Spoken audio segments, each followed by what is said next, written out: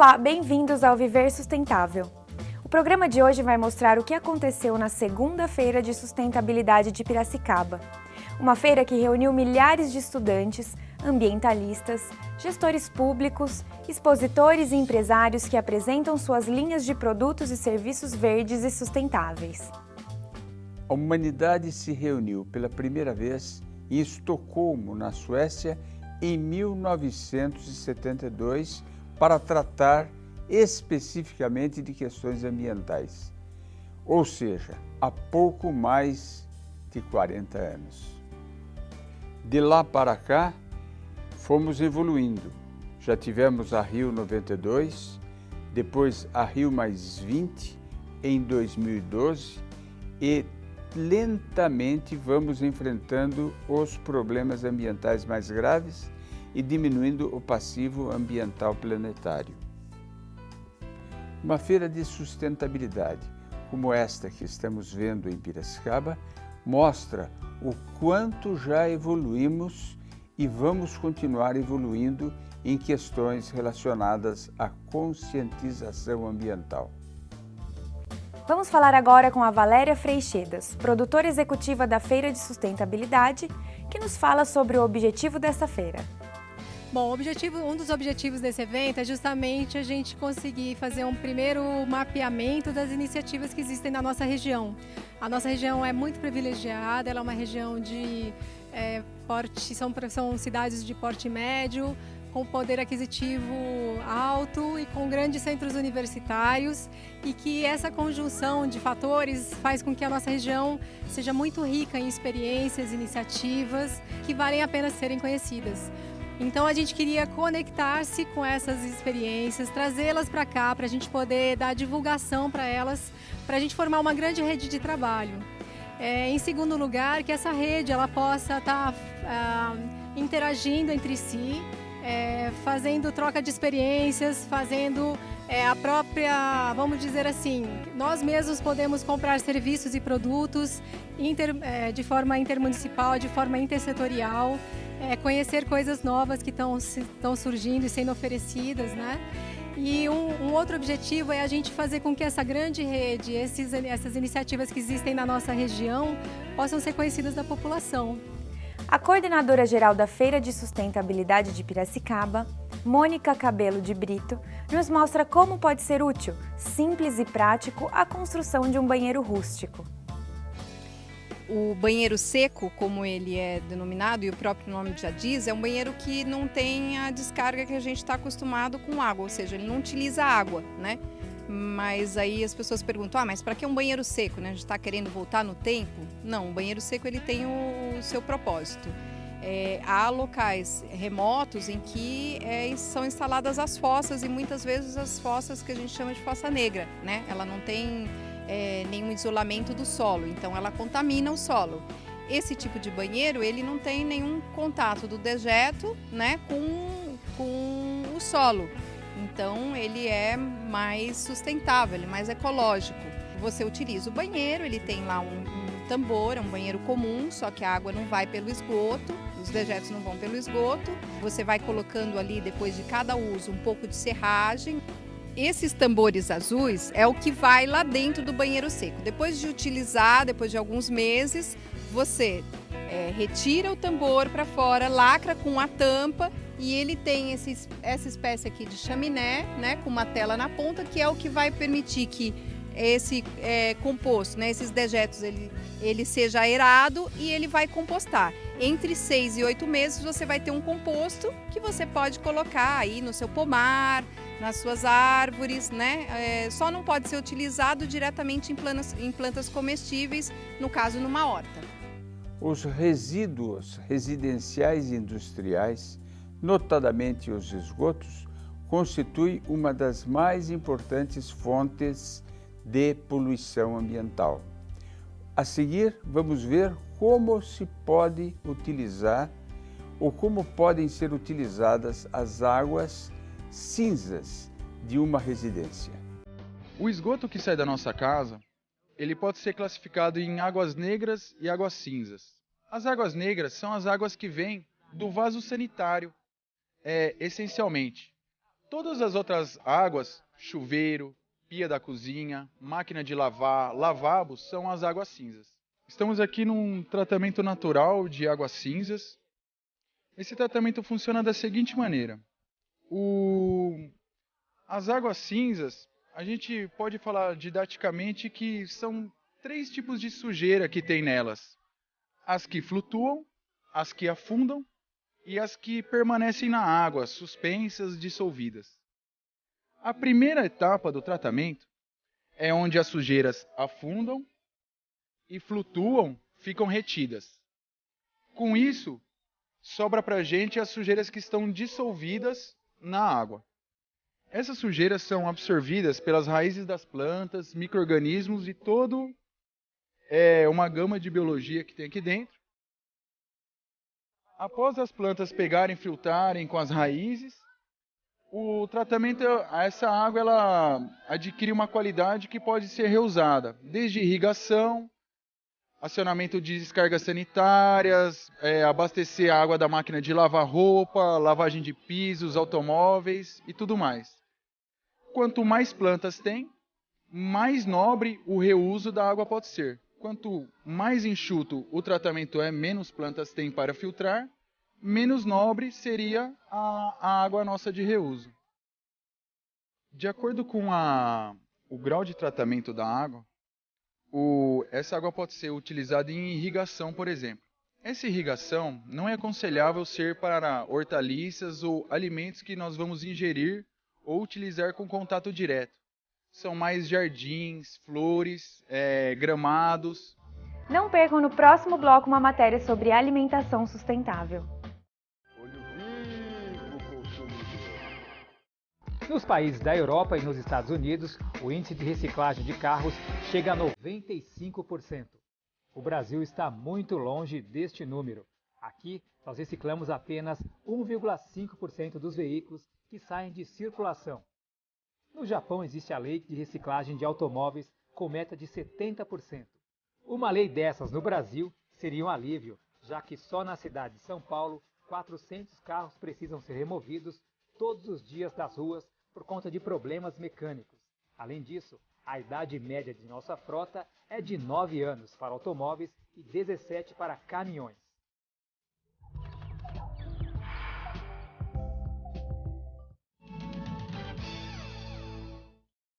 De carbono foram lançados na atmosfera da região da Grande São Paulo em 2008. Além disso, foram emitidos mais de 386 mil toneladas de partículas de hidrocarbonetos e 367 mil toneladas de óxidos de nitrogênio, entre outros dos principais poluentes encontrados no ar das grandes cidades. Esses dados são da Companhia Ambiental do Estado de São Paulo.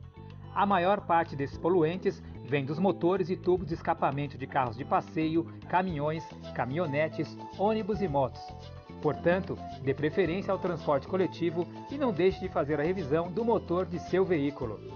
Continuamos mostrando a vocês a segunda Feira de Sustentabilidade de Piracicaba, onde dezenas de empresas mostraram seus produtos e serviços voltados ao uso consciente de matérias-primas. É o caso da madeira plástica. Os resíduos sólidos constituem forte fonte de poluição ambiental dos solos e das águas. O que vamos ver a seguir é como a reciclagem desta matéria-prima pode se constituir numa alternativa para este tipo de poluição. Se esta reciclagem do ponto de vista de sustentabilidade, constitui uma alternativa social, econômica e ambiental, ela é social e econômica porque gera empregos e renda, e é ambiental porque, além de reduzir a poluição do solo e das águas, principalmente dos oceanos, também prolonga a vida útil dos aterros sanitários. É o caso da produção de madeira plástica, como veremos a seguir. Essa condição de madeira plástica, que é utilizada o nome, né, de madeira plástica, é devido a toda a aplicação que existe à madeira normal, a madeira que nós conhecemos, essa aplicação é obtida. Por exemplo, decks que hoje são feitos de madeiras normais, de florestamento, usa-se madeira plástica. Temos outros exemplos, floreiras que são usadas hoje de materiais de madeira e tudo mais, é usado de madeira plástica. A resistência, vamos falar assim, o quanto aguenta de peso, ou o quanto ela resiste ao sol, e quanto ela resiste à chuva, essa condição é muito superior à madeira, e você não precisa fazer tratamento nenhum nesse material que é a madeira plástica. Tendo a vantagem ainda de, na instalação, você não precisar fazer um invernizamento, ou lixar ela, preparar ela para uma condição, para depois você conseguir ter a forma da madeira ou a cobertura que você quiser para prevenir de alguma outra imperfeição que ela possa ter. Não tem o problema de lascamento com o tempo, ela não tem o problema de você começar a pretejar ela igual tem as condições da madeira normal.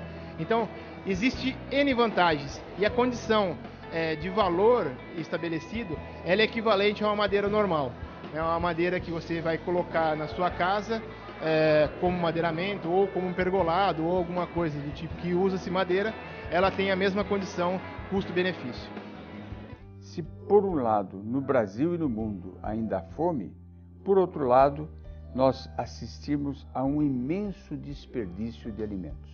Para aproveitar a nossa presença nesta feira de sustentabilidade, vamos ouvir a especialista em alimentação sustentável, Renata Palma. A gente não tem como pensar em sustentável se a gente não pensar em alimento. Então, a proposta da feira, com todos os seus eixos, não poderia deixar a alimentação de fora, né? E, obviamente, a gente teve uma preocupação grande, foi muito difícil a gente pensar num cardápio, envolver as pessoas, porque a nossa grande preocupação realmente era como lidar com os resíduos daquilo que a gente produzisse. Então, já me perguntaram por aqui, mas então a gente tem que ser vegetariano, porque a gente não pode gerar nenhum tipo de resíduo. Não é essa a questão. A nossa feira, ela vem sendo construída já há algum tempo. Então, essa feira, ela não é só esse momento. A feira já vem acontecendo há alguns momentos. A gente fez várias oficinas que antecederam a feira. E em uma dessas oficinas a gente construiu a composteira, que é uma grande composteira que a gente construiu aqui, que nós temos lá no Espaço Modelo, para gerenciar o resíduo da feira. Então a gente procurou trabalhar com o mínimo possível de proteína animal para facilitar essa compostagem, né? Porque para quem conhece um pouquinho de compostagem sabe que a gente tem uma dificuldade grande em trabalhar com a proteína animal. Então a gente trouxe algumas propostas que fossem saudáveis e que a gente conseguisse gerenciar todo esse resíduo. E aí me perguntam sempre, o que é ser sustentável na cozinha? É a gente voltar um pouquinho no passado, falar um pouquinho do movimento Slow Food, que tem tudo a ver com essa questão, que é resgatar a maneira como a gente comia no passado, né? Compartilhando a mesa, pensando no ingrediente, respeitando o ingrediente e, de preferência, sem desperdício. Então, a gente consumiu o alimento do começo ao fim. Então, vamos pegar um exemplo, uma abóbora, por exemplo. Normalmente a pessoa vai lá, compra uma abóbora, joga a casca fora, joga a semente fora, fica só com a polpa e faz o que com todo o resto, né? Não, a gente pode trabalhar com a semente, fazer um petisco, a gente pode aproveitar da polpa e fazer uma sopa maravilhosa, a gente pode assar com a casca e fazer um doce com a casca que também fica muito bom.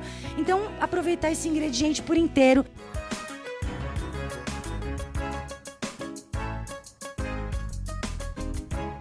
Meu nome é Vanderlei Violim, sou consultor. Por que não se adota para veículos o selo de eficiência energética? O selo de eficiência energética é apenas um elemento dentro de um contexto maior para substituir grande parte da frota que polui por uma frota menos poluente. Como que conseguimos isso? Com uma atuação nas três vertentes. Primeiro, legislação. Limites máximos de poluição para os novos veículos. Segundo, investimentos em pesquisa, para que nós possamos ter realmente condições tecnológicas de ter veículos que são veículos verdes. E, em terceiro lugar, o consumidor, a conscientização. Aquele que vai comprar o veículo realmente escolha um veículo menos poluente. E aí é que entra o selo. Se ele não tem a informação, é muito difícil optar. Ele vai optar pela beleza do carro, pelo design, por outros motivos. Mas se o selo estiver à disposição, mostrando qual aquele carro que polui menos, é um elemento de decisão, na tomada de decisão do consumidor. Isso já existe, as fábricas estão se adaptando e dentro de um certo período, todos os veículos deverão sair de fábrica já com as indicações e as especificações técnicas quanto à sua contribuição para piorar ou para melhorar o meio ambiente. Não perca no próximo bloco a entrevista com o professor Dr. Paulo Nobre do INPE, que nos falará sobre a importância das florestas no equilíbrio do clima e também sobre energia solar. O Viver Sustentável pergunta: qual é o resíduo mais reciclado no Brasil? Letra A, latinhas de alumínio. B, caixas de papelão. C, garrafas PET. Ou letra D, embalagens Tetra Pak? A resposta você confere no próximo bloco.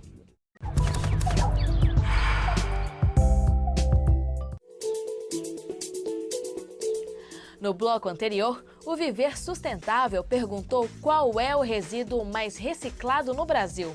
A resposta correta é letra A, as latinhas de alumínio. 96% da produção nacional vai para a reciclagem.